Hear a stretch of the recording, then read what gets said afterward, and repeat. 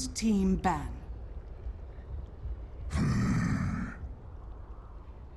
Vega squadrons turn to ban.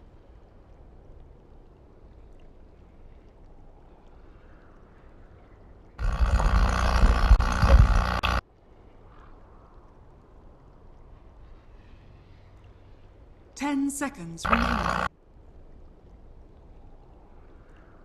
5 seconds remaining. Reserve time.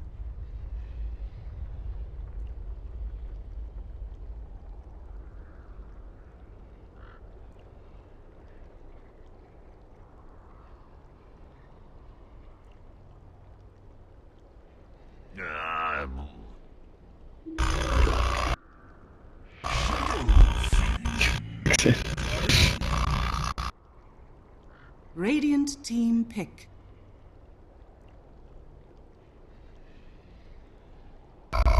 All right, Dota 2 fans, welcome back. Game 2, Vega versus 4L Game Show GEC Season 1. We're going to get the draft underway real quick here. Saxa's Bane actually going to garner that first phase ban we mentioned, as Game 1 was the first game of the day that Bane made it through that first pick, first ban phase. How do you feel about Vega being cornered in to this one position tiny pick here? This is what I was expecting from Game 1, except the other way around, where I thought Vega would first pick Io and then 4CL would take a Tiny with a Bane or something, or a Tiny Lich, so did not expect out of Vega as much, but definitely after last game, it's no surprise where they're like, okay, we can't give him Io Tiny again, but there's a lot of other problem here. They don't want to give away Tusk. Last game I felt like they were pressured to first picking Tusk, because if they take the Io, then you're giving away a Tusk with a Tiny, which is kind of a fearsome duo. So I feel like all in all, 4CL just seem to have a slight edge in the draft as far as how the openers play out. They just have some heroes that they're slightly better at. Yeah, Vega gonna actually end up banning the Huskar out themselves, interestingly enough, as the AA ban came out from 4C&L, so a little bit too worried about that pickup coming out on top of the IO Spirit Breaker opening already. So definitely some global presence available to 4C&L here, and often they run this SB out of the 4 role, but we'll see where it ends up going here. Thus far, a pretty strong opening for Vega, but Tiny's gonna need one of those partners to help him to gain a little bit of both farm and gold bounty early on for him to start to get rolling, as without one, pretty weak in lane. Yeah, so we'll see targeted support bans from 4CL. No surprises there. Vega, I mean, already with Tiny SF. The Brood, though, not banned out. Something to always keep in mind when you're versing Vega Squadron, and something that is a possibility for a possible, like, 4th pick here if Vega want to go that direction. Yeah, and if he goes something like that Dagon build, he can blow up the IO pretty quickly. I mean, often you'll see Mag go a little bit more fight-oriented in terms of his Brood builds, but Disruptor pickup going to be kind of a standard IO counter for Vega Squadron here. They're going to ban out the Bristleback, which is one of the other more common IO partners, and certainly deals well against Tiny, who has is pretty lacking in the base armor department. Yeah, so looking at IO partners, so there's CK, which is not good against Tiny, and probably just not good in general this game. Sven is not bad. It's a BKB hero. Matches up alright against Tiny, who doesn't have the best armor until he completes an AC, has a lot of damage for an SF, so definitely a possibility. There's some classic ones like Gyrocopter if you want to go that direction, but we'll have to see what 4CL have in mind as far as the IO +1 goes. Yeah, Gyro being available in the pool, a little bit peculiar at this point, but with the Viper Spirit Breaker pickup, the 4CL feels like they really need some late game scale, else they'll have to hit a stride of pretty early on and finish this game within a timing window. Vega is going to go for a bread and butter pick, one that they haven't been able to get all day in this Night Stalker. Yeah. Okay, so it will be IO Gyro. That to me was the most standard and safe pick here for the IO partner. And just gives you some early game fight and damage output which you were lacking. You have Viper and Spirit Breaker. I guess Spirit Breaker, you kind of mentioned, could be a support, could be an offlaner. Neither of these dishes out huge amounts of burst damage like a Gyrocopter with Rocket Barrage cooldown can do. So I really like the pick. I think it's a big gap in 4CL's lineup, and I think it was more important to get a more well-rounded pick than get like an obvious IO partner. And Gyro is kind of a mix of both. The other hero that maybe could have worked was something like a Juggernaut, but probably not quite as good an IO partner as a Gyro can be. Witch Doctor Ben is going to come out from 4C&L, of course. Always pretty nice against IO +1 as well with that cask bouncing through. And the physical damage of the Death Ward, not going to be worried too much about corrosive skin, so it could have been nice pickup for Vega Squadron 4CL with a wise ban there. Yeah, it'll be interesting to see if they relegate the Spirit Breaker to the 4 role or if Bambo actually ends up picking it up. And it looks like Vega Squadron, we're anticipating that it is a core the Wyvern ban coming up. Yep. And same thing applies for the Night Stalker, because I was looking at this, normally it's Solo who plays the Night Stalker, but 4C&L banning out a Witch Doctor, expecting possibly Mag's hands on the Night Stalker, so possibilities are there. No pesky Darkseer to go with the Night Stalker, that was banned out way back in the first stage, so there isn't really any really dangerous dual lanes that you could put with the Night Stalker, I feel.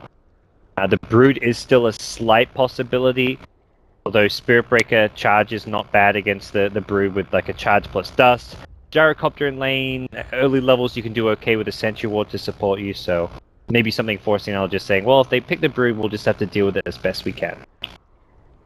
Yeah, it's also quite a greedy pick, because you've got SF and Tiny, so you've already got two very farm-dependent heroes who need a lot of space, so it's not like you've got like a safe laner who's more of a tempo controller. Yeah.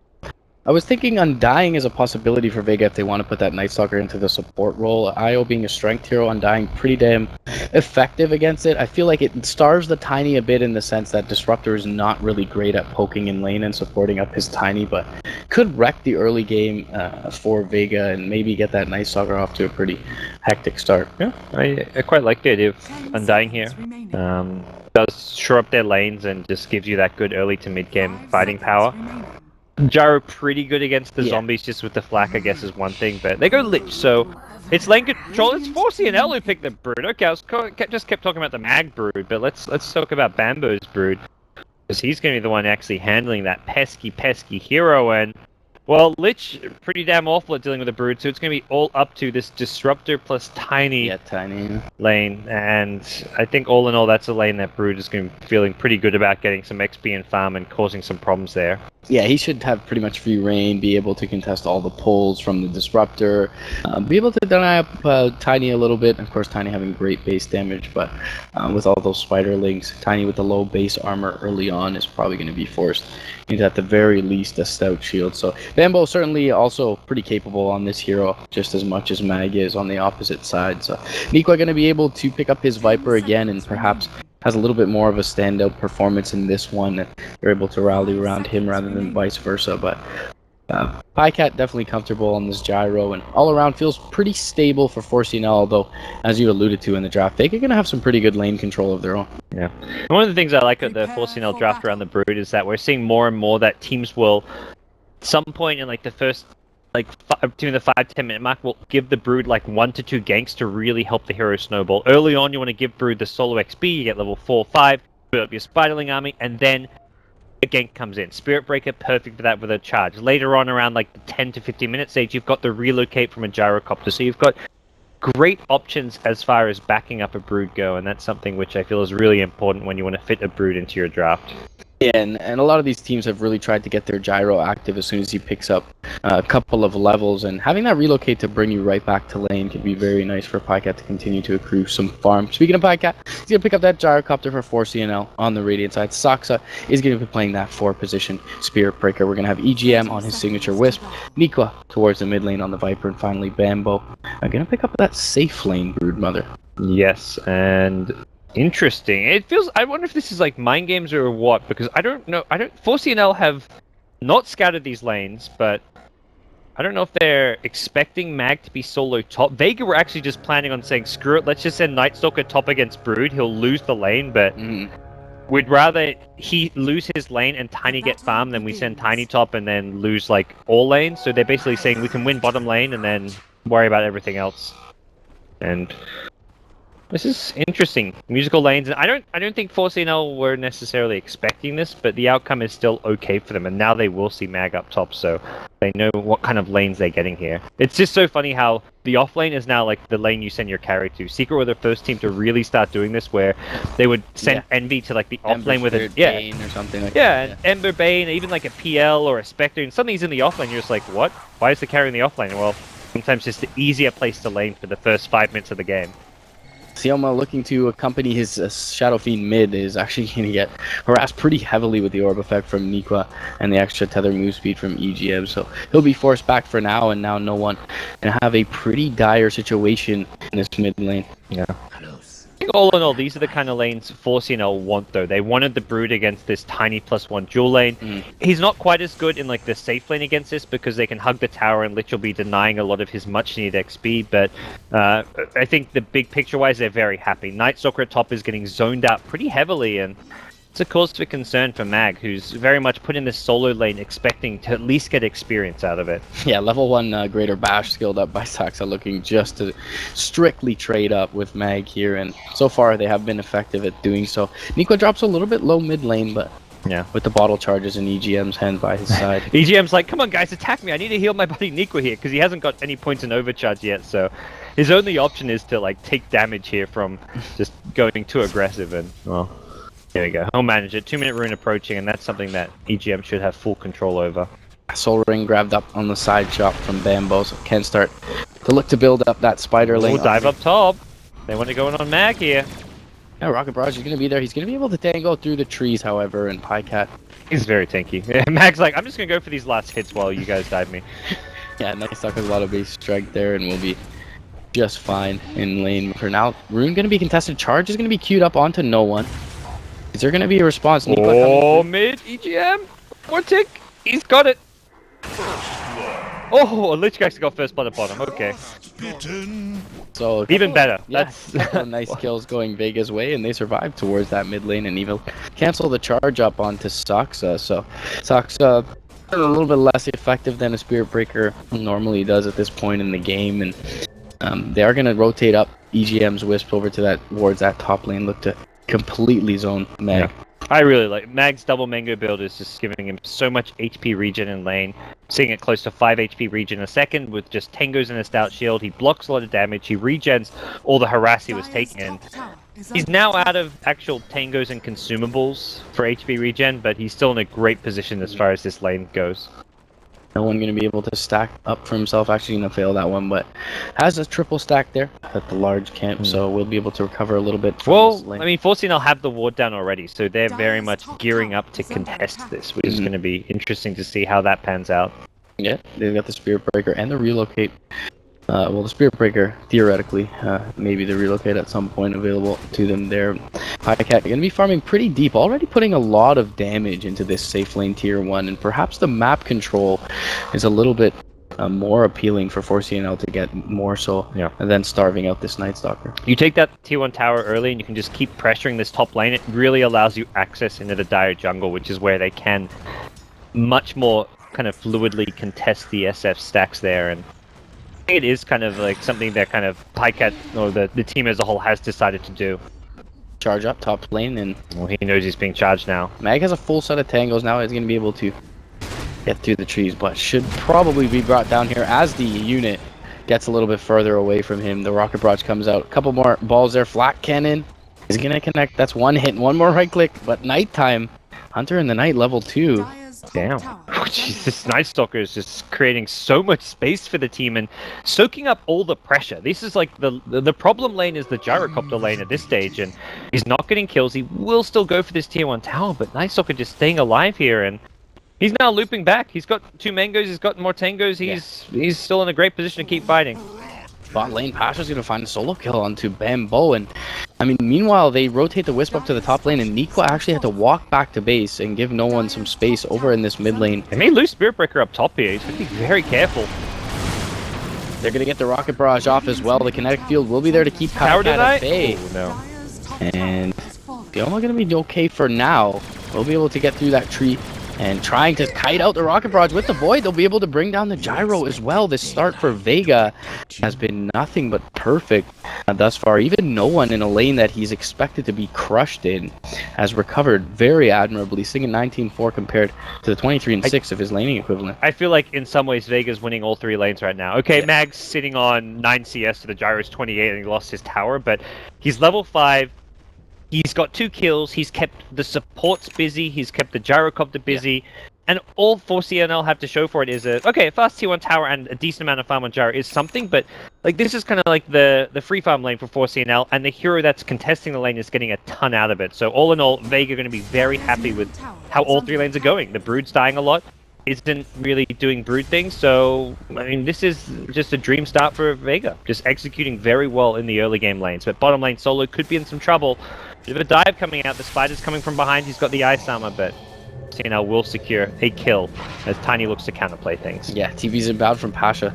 Does not have detection just yet on his person. And Avalanche actually going to whiff. Nice tether by EGM to the west side. Mag coming through as well, though. Still good. EGM, yeah. Yeah, has the Void toss up, and they'll be able to bring down that IO. Bambo to be able to skitter away, but either way, nice return kill coming the way of Vega. And yeah, nothing for the Night Stalker to really farm in top lane, so it doesn't hurt him to make that rotation. Yep.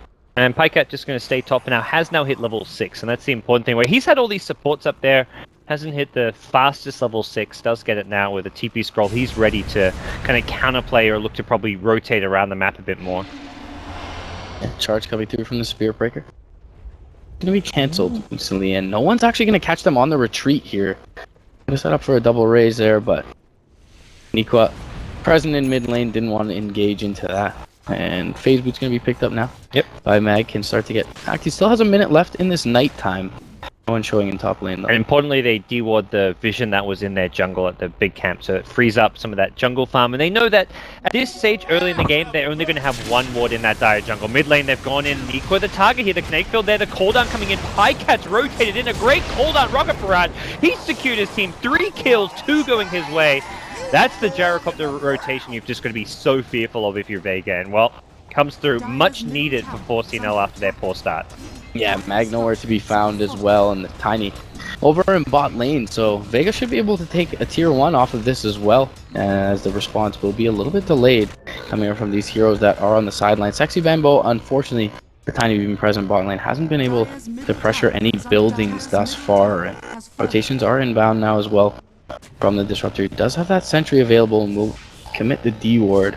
Yeah, good D-warding so far. They found 2 wards in a row with sentries, and that's something which really crippled them last game. But this time around, here we go. 4C&L with the smoke towards bottom. They want Pasha, can cancel this with it. No, he actually already used the Avalanche, so he's going to go down, tried to TP out before the charge connected, and 4C&L starting to find some momentum now. They go from kill to kill, they get a tier 1 tower mid, now they're suddenly bottom with numbers, and this is likely to be a second tier 1 tower in a row, unless Vega have some kind of defense up their sleeves.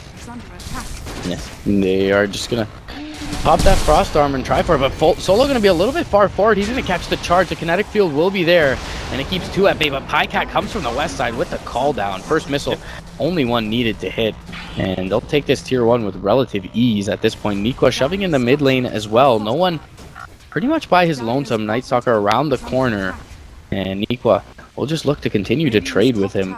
As a Viper can tend to do so, has that mechanism recipe available, and 4CL's 5-man just seemingly stronger and stronger as the game goes on. Yeah, and they know Tiny when he respawns doesn't have TP because he died trying to TP out, so it's a very safe cooldown to use because there's no follow-up fight. Tiny respawns, can't get there in time.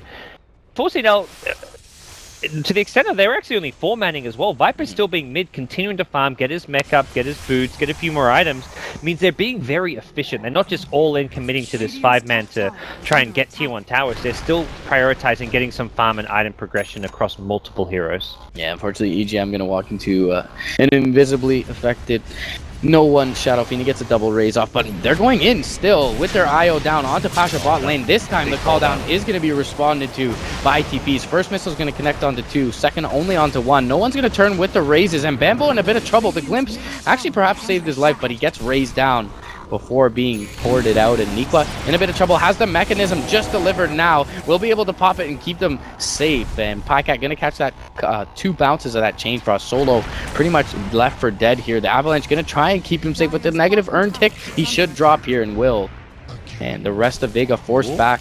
EGM did die to some tower blows, it looks like, though, so a 2-for-2 trade. It looked really bad for Vega once that mech arrived, and they'll just be happy to have a slightly even trade there in the bottom lane, and also to hold on to their tier 2 tower. They're just not really in fighting shape right now. They don't have a mech or anything on their own side. SF is not quite as farmed as you kind of hope him to be, and this gyrocopter is just going to get out of control. Yeah, 3 level 8 heroes. The Wisp now has the relocate as well for the Radiant side. They're looking fairly healthy. They have all the tier 1s eliminated from the Dire side, and the map control is heavily in their favor at this point. Not something you want when you have a Night Stalker. Certainly it is part of your plan to start to establish some semblance of map control. And with the Broodmother webs, as well as all these tier 1s missing, they are playing very blind.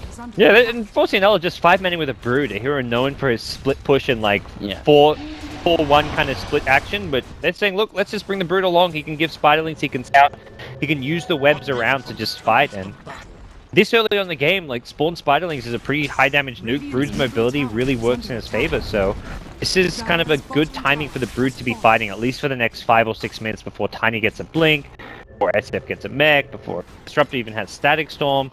This is a really nice way to be playing things. Yeah, we've yet to see a Static Storm, and not even, of course, skilled up level 5 Disruptor at this point. Hasn't really been able to counter up the Spirit Breaker well enough, has been kind of moving around the map and a really reactionary nature to 4C&L. They have been dictating the pace of this game, despite having a little bit of trouble very early on. It was 5-0 at about the 6-minute mark, and is now 9-8 4C&L.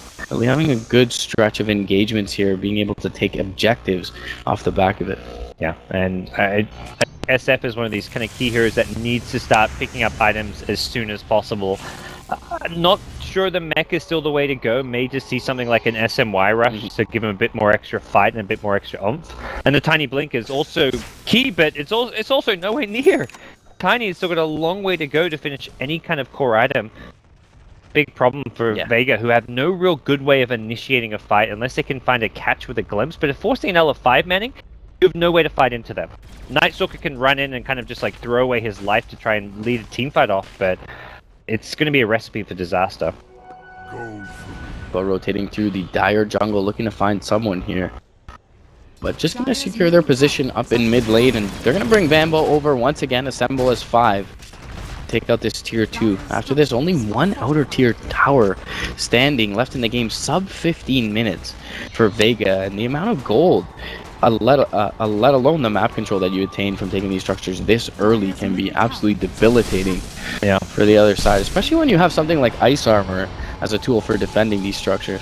Yeah, this is getting rough, and it feels like as much as the Night Stalker had really held his own in the top lane and kind of got a lot more than he should have out of the lane, the other lanes haven't had enough to show for the space he's kind of created. An SF with just Treads Aquila, and a Tiny with Treads Embracer. So it felt like Night Stalker did an amazing job in his lane, but elsewhere, not so good. Requiem pops up mid, is going to connect onto Nikwa and Saxa, but no one can immediately go for the TP out there after. The call down is going to connect twice onto 2. Pasha gets the toss combo up, but it's not even enough to kill the support Spirit Breaker. He gets the Nether Strike off. Sioma is down. The Frost Nova is going to bounce between the Spiderlings, and the charge comes through on the solo. 4 dead from Vega's side, and it is looking grim, to put it softly. Yeah, that was a brutal fight too. Everyone just staying alive. The mech timing with the urn. And Hilton to say they're pushing higher ground. 14 minutes in, they're like, I guess let's just hit this tier 3 tower.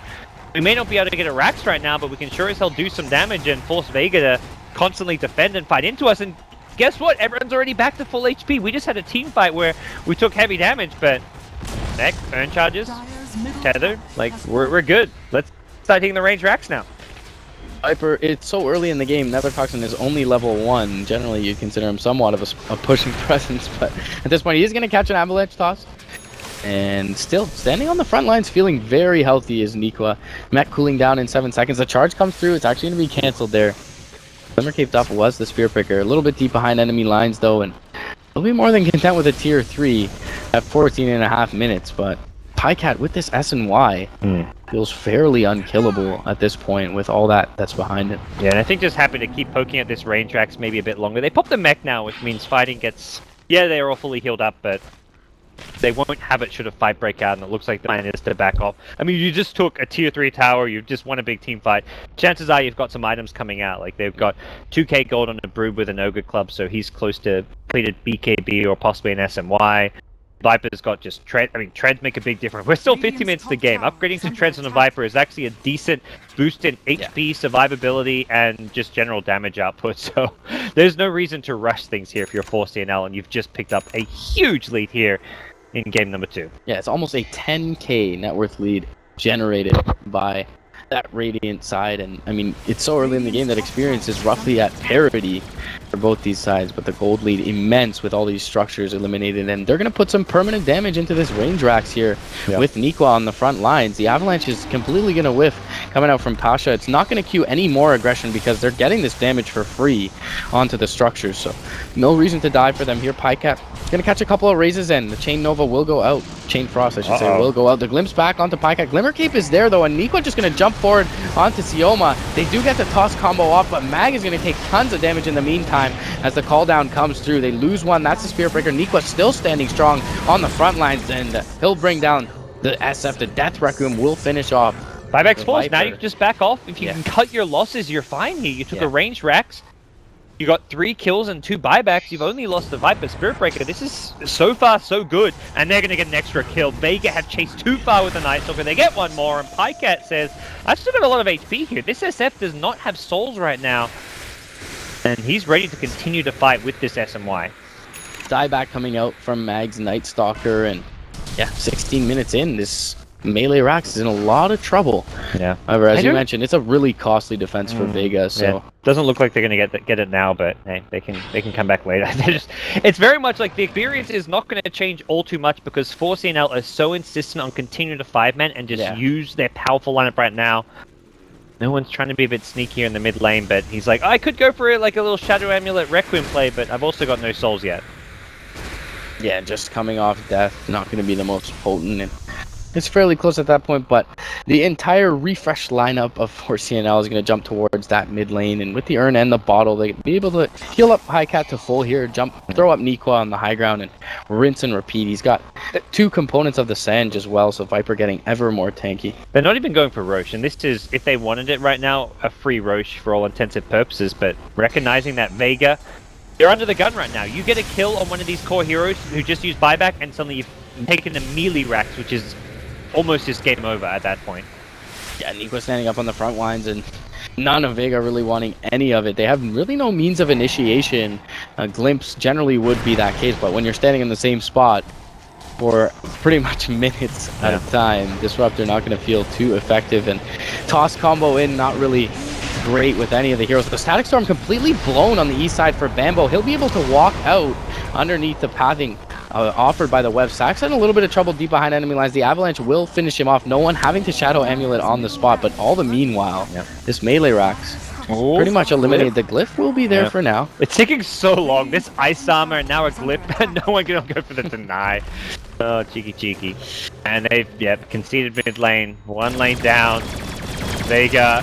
This is where I think you fall back. Okay, all your pressure for the last 5 minutes, you've got a melee rack. Now you fall back, take Roshan, and you don't delay the game out, but you make your next push with an Aegis. I think having the 1 Rax advantage, it means Vega are very much in deep shit right now. So yeah, be a little more methodical about it. You know they're going to have their farm stymied by virtue of those mega creeps coming through that mid lane, and sure, they'll have a couple more items come up, so you just ensure that you'll have answers to that up in the next high ground push, and they definitely will with all their map control available. So yeah, feels like that top lane that went so well for Vega really hasn't reared its ugly head at all. 4C&L more than willing to give that up, and I mean the IO is sitting on higher net worth than the Tiny at this point. It's really sad. He's still just trying to complete the Blink Dagger, and I think you go for the Blink just so you have a way to initiate and try and find a quick pick on someone like EGM's IO, who's just such a key hero in these fights. Have to try and catch him before he uses his Glimmer Cape. He's sitting on 1100 HP, so no one is less than 1,000 in the entire Radiant lineup. It's really hard to burst down EGM, even with the Blink Dagger on Tiny. That's really the big problem here. But he's going to have it for this next fight. And they're not actually going to wait for Roshan. That's probably that would have been the call I make, but they, I think, recognize how bad a spot Vega in right now and just want to keep on pushing. Yeah, they do find a pick though on the top. I mean, they've got a tier 3 tower already, so that's worthy trade to say the least. Up 20 minutes. Spirit Breaker says, no time to waste. We want to end our day and just go home. Bycast? Oh, nice Shadow Blade. He's going to get the kill. No one making good use out of that. And Bambo on the front lines with a BKB, though, looking for the counter kill. Can no one be kept alive? Doesn't look like another nuke coming up in just a second. He'll get the kill. And Bambo, he's still got lots of webs to play around, but doesn't look like he's got an answer to the Tiny here, or does he with EGM? A relocate out! Oh, boy. things couldn't get any worse for Vega, and they've still got a Rax issue here at bottom lane, and Viper just trying to finish off this range Rax. It is permanent damage, so they can just come back for it. They don't have to finish off now, but with the relocate back in, they say, let's go for another round. Nice glimpse, pushes the Brood back to the Fountain, which means 4C&L are fighting with just 3 heroes here, but that doesn't seem to be a problem as they get another kill on the Night Stalker. Sioma being chased back to Fountain, and there we have it. GG's called. 20 minutes is all it takes. And 4C&L get a 2-0 victory. Yeah, Vega certainly continuing their unstable ways in these past couple. It doesn't feel necessarily like a drafting issue. It feels like more communication slash execution on their part. And yeah, 4CL, not to take away from them, looking really strong and playing heroes they're certainly comfortable with. Vega, perhaps a little bit of hubris in this one, giving the IO over to 4CL 2 times in a row. Yeah, and very much forced into unconventional